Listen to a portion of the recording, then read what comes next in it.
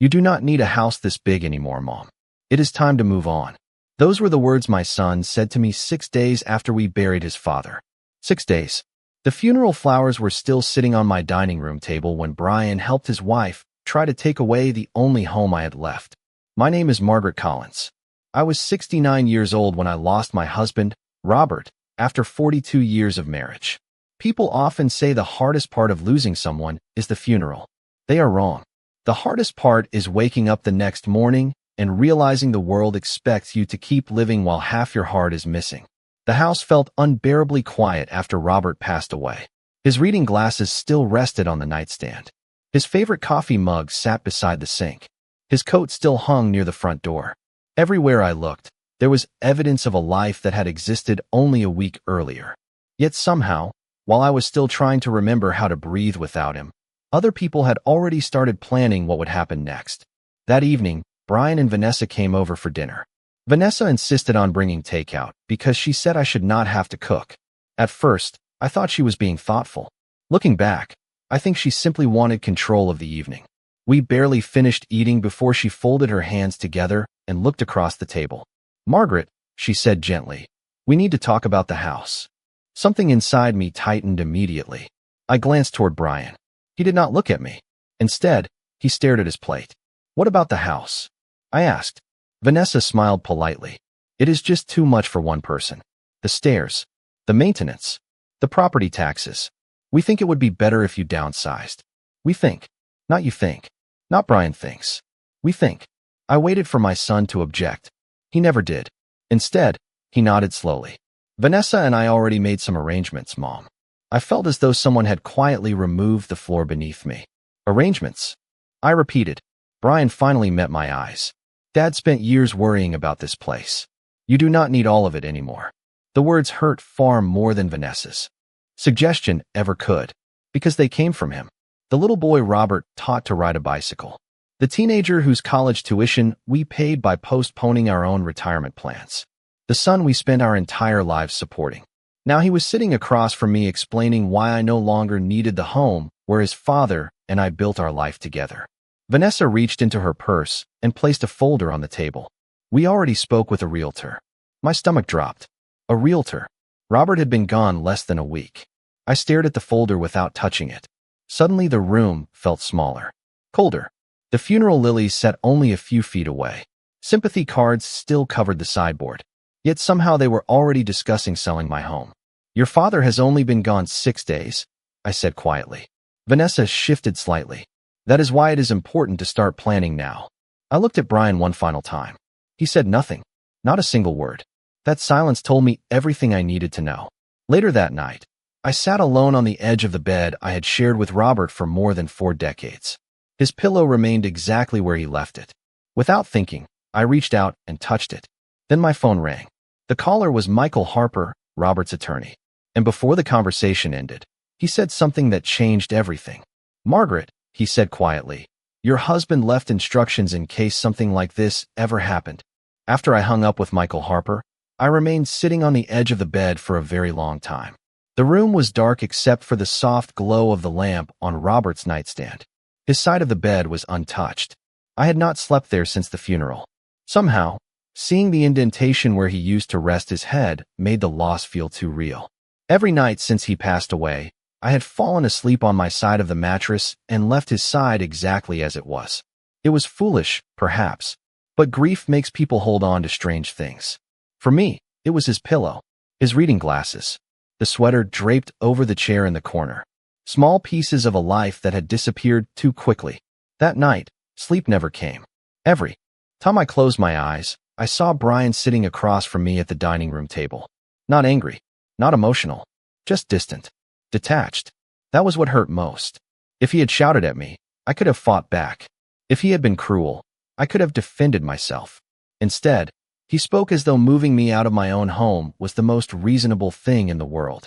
Around 3 o'clock in the morning, I walked downstairs and made coffee. Out of habit, I prepared 2 cups before realizing my mistake. I stood in the kitchen staring at them. One full, one empty. Robert always woke up before sunrise. Every morning for 42 years, we drank coffee together on the back porch. Sometimes we talked. Sometimes we simply sat in silence. Either way, we were together. Now there was only me. The next morning felt colder than usual. I carried my coffee outside and sat in my chair. Robert's chair remained beside me. Empty. The garden he loved stretched across the backyard. The roses were beginning to bloom. He would have been proud of them. Looking at those flowers, I remembered something he said years ago. People show you who they are when they think the future belongs to them. At the time, I thought he was talking about business. Now I wondered if he had been talking about something else entirely. Around 9 o'clock, I drove into town to meet Michael. His office overlooked the courthouse square. When I arrived, he greeted me warmly but looked unusually serious. After we sat down, he opened a drawer and removed a sealed envelope. Across the front was Robert's handwriting. My heart immediately tightened. He left this with me almost a year ago, Michael explained. He instructed me not to open it unless certain circumstances arose. I stared at the envelope. What circumstances? Michael folded his hands. Pressure involving your home. Pressure involving your finances. Pressure to make major decisions before you were ready. The room fell silent. Suddenly, the conversation from 6 days after the funeral felt very different. Vanessa's realtor folder. The retirement suggestions. Brian talking about moving forward. None of it seemed accidental anymore. Michael slowly slid the envelope across the desk toward me. Margaret, he said quietly, your husband became concerned about something long before he got sick. I looked down at Robert's familiar handwriting. A strange feeling settled over me. It was not fear. It was not anger. It was the realization that Robert had seen something I had missed. And whatever was inside that envelope was finally about to explain why. My hands shook as I picked up the envelope. I would have recognized Robert's handwriting anywhere. For more than 40 years, I had seen those careful letters on birthday cards, grocery lists, anniversary notes, and little messages he left beside the coffee maker when he woke up before me. Suddenly, it felt as though he were sitting across from me again. Michael remained silent while I broke the seal. The first sentence immediately caught my attention. My dearest Margaret, if you are reading this, then something has happened that confirmed a concern I have carried for a long time. I stopped and looked down at the page. My heart was already beating faster. Robert went on to explain that during the final years of his life, he began noticing small changes in family conversations. Nothing dramatic, nothing obvious, just patterns. Questions about property values, questions about retirement plans, questions about what would happen to the house after he was gone. At first, he dismissed them. Families talk about those things. But over time, the questions became more frequent, more specific. And according to Robert, they almost always came from Vanessa. As I continued reading, memories started resurfacing. A Thanksgiving dinner when Vanessa spent nearly 20 minutes discussing home prices in our neighborhood. A Christmas gathering when she joked about how much easier life would be once older people started downsizing. A summer barbecue where Brian suddenly wanted to understand inheritance laws.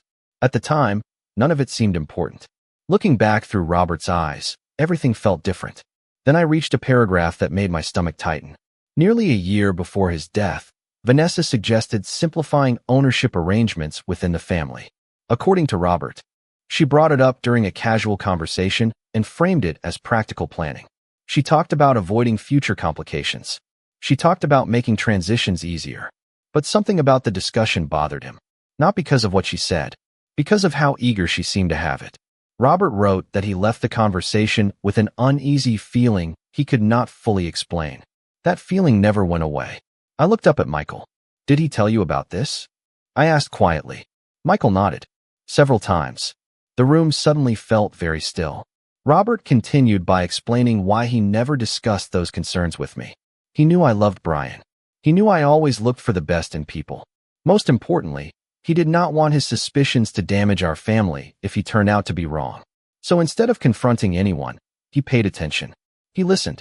He watched. Near the end of the letter, he wrote a sentence that brought tears to my eyes. Margaret, trust actions more than words. People often tell you who they are, but eventually, they show you. I read that line twice. Then a third time. Every conversation from the past few weeks flashed through my mind. The realtor. The pressure to move. The retirement communities. Brian talking about moving forward before I had even finished grieving. Slowly, I folded the letter and placed it back inside the envelope. Michael waited until I looked up. Then he opened a folder resting beside him on the desk. "There is something else you should see," he said.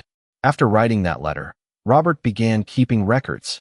Michael turned the folder toward me and opened it carefully. Inside were pages filled with Robert's handwriting. Dates, notes, observations. Nothing dramatic, nothing emotional. That was exactly how Robert approached problems. He believed facts mattered more than accusations. The first entry was nearly 2 years old. It described a family dinner where Vanessa spent an unusual amount of time asking questions about our property taxes. At the time, I barely remembered the conversation. Reading Robert's notes, however, I noticed details I had completely missed. Vanessa was not making casual conversation. She was gathering information. The next entry involved a holiday gathering. Brian asked several questions about retirement planning and long-term property ownership. Robert wrote that the questions felt oddly specific. Not inappropriate, not suspicious by themselves, just unusually focused. Page after page revealed the same pattern. Questions about the house, questions about savings, questions about future transfers, questions about ownership.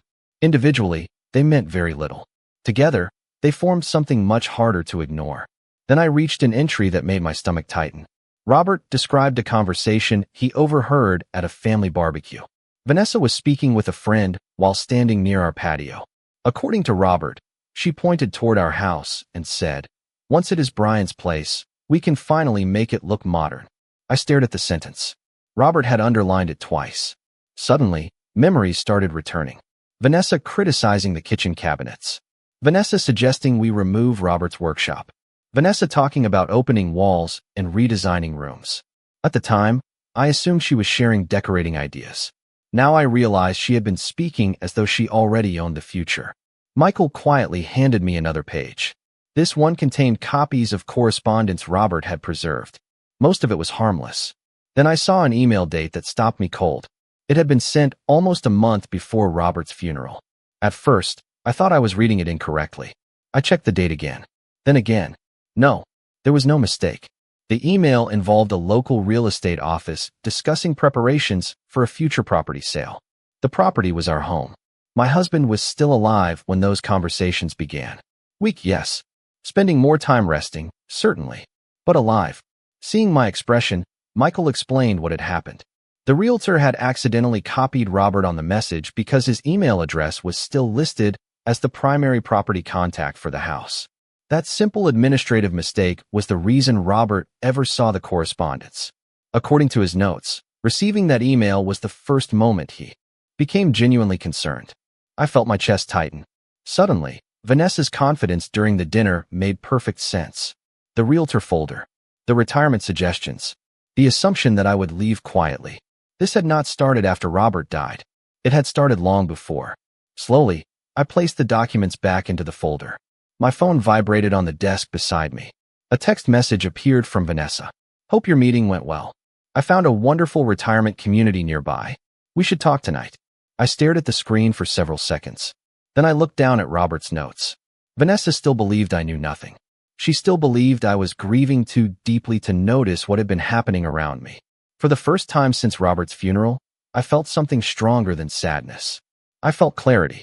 And as Michael reached for another document resting beneath the folder, I realized Robert had not finished preparing me for the truth yet.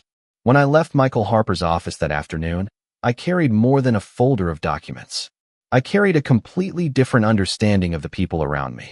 For years, I had believed Vanessa was simply ambitious, strong-willed, opinionated. Now I realized there was a difference between planning for the future and assuming ownership of someone else's. The drive home felt longer than usual. Every traffic light gave me another chance to replay Robert's notes in my mind. The questions about property values, the comments about renovations, the conversations about downsizing. None of them seemed harmless anymore. By the time I pulled into my driveway, I had made a decision. I would stop explaining myself. I would stop defending my attachment to the house. Instead, I would listen. The more I listened, the more people revealed. 3 days later, Brian invited me to dinner at his house. I accepted immediately. The evening began pleasantly enough. Vanessa greeted me warmly. Dinner was served. Everyone smiled. If a stranger had walked into the room, they would have seen a perfectly normal family gathering. That illusion lasted about 30 minutes. After dessert, Vanessa opened her tablet and began scrolling through. Photographs. Look at this, she said excitedly. She turned the screen toward Brian. It displayed a large luxury sport utility vehicle. Brand new. Fully loaded. Brian smiled immediately. That thing is beautiful. Vanessa nodded. I know. I have been watching the price for months. Then she laughed softly and added, maybe sooner than we think. The comment seemed small, casual, but I noticed Brian smiling back. Neither of them appeared concerned about future expenses. Neither seemed worried about money. They looked confident, comfortable, as though resources they did not yet possess were already available to them. A few minutes later, the vehicle photographs disappeared. New images appeared on the screen. This time it was a lakefront property nearly 2 hours away. A private dock stretched into the water. Large windows overlooked the shoreline. Vanessa zoomed in on the photographs. Imagine spending weekends here, she said. Brian nodded. That would be incredible. For nearly 15 minutes, they discussed possibilities. Renovations, financing, furniture, future plans. I sat quietly and listened. Not once did either of them mention how those dreams might actually be funded. Yet somehow, the confidence remained. As I drove home later that evening, something about the conversation continued bothering me. The next afternoon, I received an answer. I stopped by Brian's house unexpectedly to return a casserole dish. As I approached the front door, I heard voices through the partially open kitchen window. Normally, I would have announced myself immediately. Instead, I froze. Vanessa was speaking. The sooner the house situation is settled, the sooner we can stop pretending. My heart sank. A few seconds later, she spoke again. I am tired of planning my future around Margaret. The words hit harder than I expected. Not because they were shouted, because they were honest. For the first time, I was hearing what she said when she believed nobody was listening. I quietly stepped back from the window and waited several moments before ringing the bell. By the time Vanessa opened the door, her pleasant smile had returned. Friendly, polite, completely different from the woman I had just overheard. That evening, I sat alone in Robert's workshop. The scent of sawdust still lingered in the air. Half-finished projects remained exactly where he left them. For a long time, I stared at the workbench. Then my phone rang. It was Michael Harper. And before the call ended, he told me Robert had left one final layer of protection that neither Brian nor Vanessa knew existed. For several seconds after Michael's call ended, I remained sitting alone in Robert's workshop. The room felt different now. Not because anything had changed, but because I was finally beginning to understand how much my husband had seen before he passed away. The workshop had always been his refuge. Whenever life became complicated, he came here. He built shelves, repaired furniture, worked quietly with his hands until things made sense again. I looked around at the unfinished projects he left behind. A wooden birdhouse rested near the window. A picture frame sat half-sanded on the workbench. His measuring tape still hung from the wall exactly where he left it. The sight made my chest ache. I missed him every day. Some mornings, the grief felt manageable. Other mornings, it felt as though I had lost him all over again. The next morning, I met Michael at his office. He greeted me warmly and led me into the conference room. This time there were no thick folders filled with notes. Instead, a single document rested on the table. Michael sat down across from me and folded his hands. Your husband believed in keeping things simple, he said. He did not want confusion. He wanted protection. I nodded and waited. Michael slid the document toward me. It outlined a trust Robert had established months before his health declined. The language was straightforward, clear. There were no hidden fortunes, no secret properties, no dramatic surprises. The trust existed for one purpose: to make sure I remained financially secure and completely in control of my own decisions. No one could pressure me into selling the house. No one could make decisions on my behalf. No one could force me to leave. The authority remained mine. Reading those words brought tears to my eyes. Not because of the legal protection, because I could hear Robert's voice behind every sentence. Even after he was gone, he was still taking care of me. Michael then handed me a letter Robert had attached to the trust. I unfolded it slowly. Robert wrote that grief makes people vulnerable. He knew there would be days when loneliness might make me question myself. He knew there would be moments when avoiding conflict would seem easier than standing my ground. That was why he created the trust. Not because he expected me to be weak. Because he loved me enough to protect me when I was hurting. Near the end of the letter, one sentence stood out above all the others. Do not surrender your peace to people who have not earned it. I read those words 3 times. Then I carefully folded the letter and placed it back inside the envelope. Before I left, Michael showed me one final page. It contained instructions for a family meeting Robert wanted held if disagreements arose after his passing. Everyone was expected to attend, including Brian. As I drove home, I thought about my son, about the little boy who once held my hand crossing the street, about the man who now seemed unable to see what was happening right in front of him. That evening, Brian stopped by unexpectedly. He looked tired, uncertain. We sat on the back porch beside Robert's empty chair. After several minutes of silence, he finally spoke. "Vanessa thinks we should all meet with Michael soon and settle everything." I looked out toward the garden and nodded slowly. "That sounds like a good idea." Brian seemed relieved by my answer. What he did not know was that the meeting had already been arranged. And when everyone finally sat down together, the future Vanessa had been planning for was about to collide with the future Robert had already protected. The week leading up to the meeting felt strangely different. Vanessa became more confident with each passing day. Instead of suggesting ideas, she spoke about them as though they were already decisions. One afternoon she called and asked if I wanted to have lunch. I agreed. We met at a small cafe overlooking the river. For the first few minutes, she talked about ordinary things. The weather, work, traffic. Then the conversation slowly drifted toward the future. "Change can be difficult," she said while stirring her coffee. "But sometimes people hold on to things longer than they should." I smiled politely and listened. A few minutes later, she pulled out her phone and began showing me photographs. At first, I assumed they were vacation pictures. Instead, I found myself looking at images of a newly renovated lakefront property. The house was beautiful. Large windows, private dock, spacious deck overlooking the water. Vanessa zoomed in on several photographs and smiled. "Imagine waking up to this every weekend." I nodded. "It is very nice." She seemed encouraged by my response. "Brian loves it too." Then she laughed softly. "Maybe one day." The way she said it caught my attention. Not hopeful, certain. Later that same afternoon, she showed me photographs of a luxury sport utility vehicle she had been following online. She talked about colors, options, and financing packages. Once again, the confidence surprised me. She spoke as though future resources were already waiting for her, as though major financial obstacles had already disappeared. When lunch ended, I drove home feeling uneasy. The next day, I received my answer. I stopped by Brian's house unexpectedly to drop off a container he had forgotten after dinner. As I walked toward the front door, I heard voices through an open kitchen window. Normally, I would have announced myself immediately. Instead, I paused. Vanessa was speaking. "Once the meeting is finished, everything will finally move forward." Brian said something too quietly for me to hear. Then Vanessa responded. "The sooner the house situation is settled, the sooner we can stop pretending." My heart sank. A few seconds later, she added something that hurt even more. "I am tired of planning my future around Margaret." I stood frozen beside the window. Not because I was surprised anymore, because hearing the words directly removed any remaining doubt. This was never about helping me. It was never about protecting me. It was about clearing a path toward the future she wanted.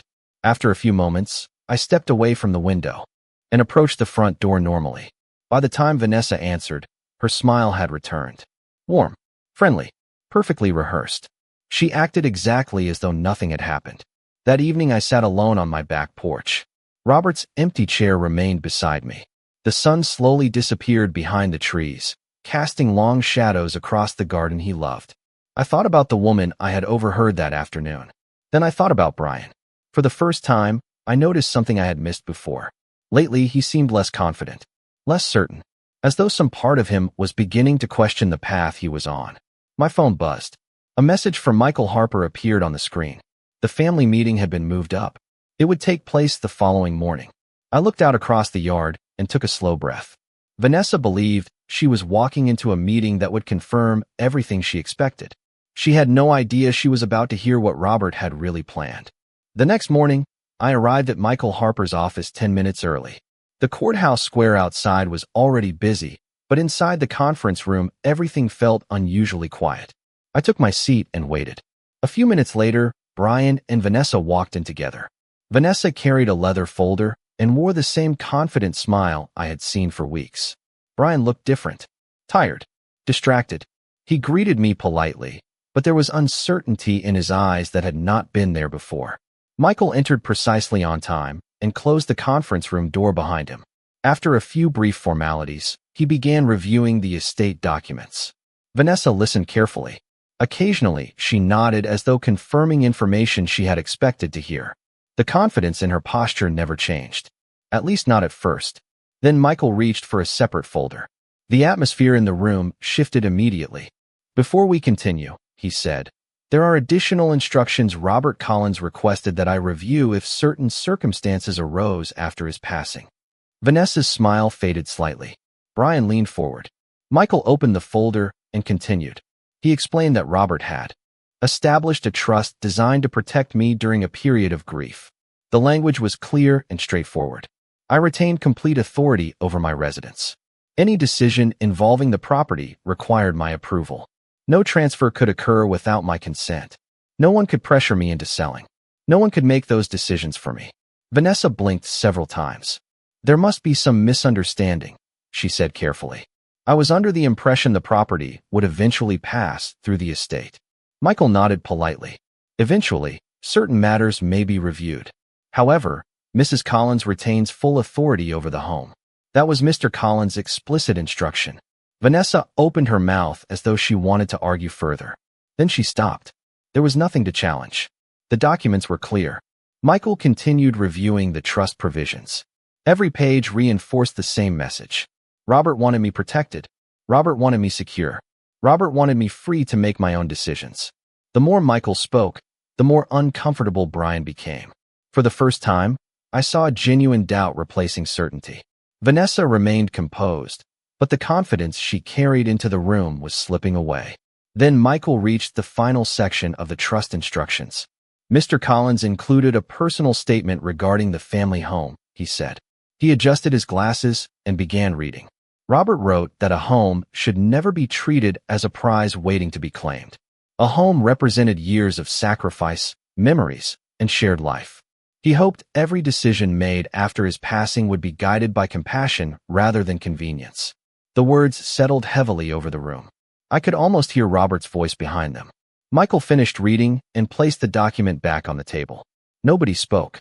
Finally, Brian looked toward me. "Mom," he said quietly, "I did not know about any of this. I believe part of that statement. Not all of it, but part of it."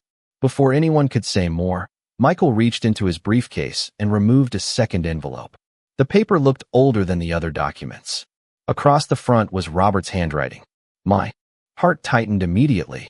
Michael placed it in the center of the table. "There is one final letter," he said. "Your husband instructed me to read it only after the trust provisions were explained." Vanessa stared at the envelope.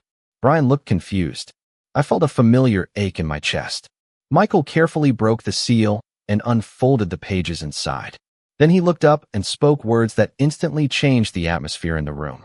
"This letter is addressed to Margaret, Brian, and Vanessa together." Michael unfolded the letter carefully and began reading.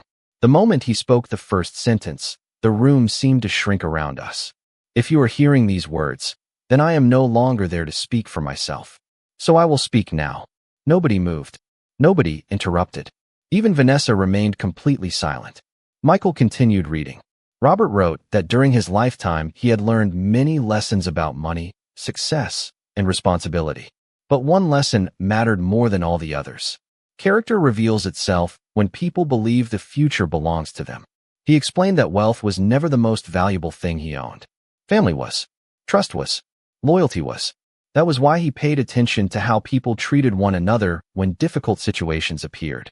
Then came the part that made the room completely silent. Robert addressed Brian directly. "Son, if you are sitting in this room, I hope you remember something important. Your responsibility was never to inherit your mother's home. Your responsibility was to protect your mother inside it." Brian lowered his eyes immediately. Michael continued reading.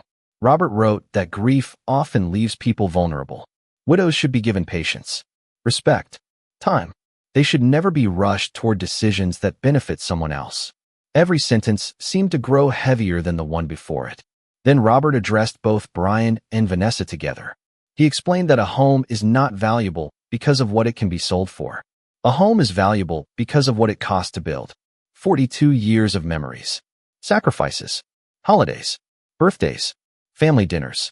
A lifetime cannot be measured by a real estate listing. I felt tears gathering in my eyes. Not because of the house, because I could hear Robert's voice in every word. Michael reached the final page. Robert wrote that if disagreements had emerged after his passing, he hoped everyone would stop and ask a simple question. Are we acting out of love, or are we acting out of convenience? The room remained silent long after the final sentence was read. Nobody seemed eager to speak first. Eventually, Brian looked up at me. For the first time in weeks, I saw genuine regret on his face. Not defensiveness, not excuses. Regret. Mom, he said quietly, I should have listened. I should have asked more questions. I looked at him for a long moment. Then I nodded slowly. You should have. The words hung between us. Neither of us looked away. Finally, I added, some mistakes cost more than money. Brian lowered his head. He understood exactly what I meant. Vanessa remained unusually quiet. The confidence she carried into the room had disappeared completely. There were no more discussions about retirement communities. No more renovation plans.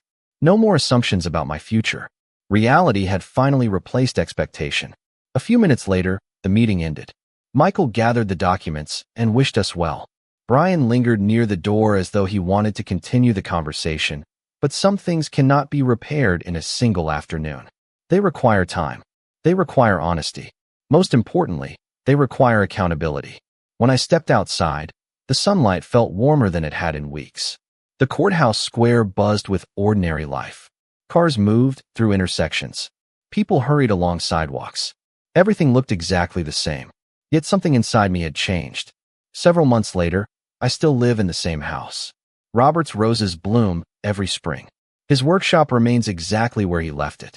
Every morning, I carry a cup of coffee onto the back porch and sit beside the empty chair that will always belong to him. I still miss him. I always will. But Robert left me something more valuable than financial security. He left me clarity. He left me dignity. He left me the truth. Robert left me a house. He left me protection. But his greatest gift was not money. It was the truth. The truth about loyalty. The truth about character. The truth about who would stand beside me when life became difficult. Once I saw that truth, I never had to defend myself again.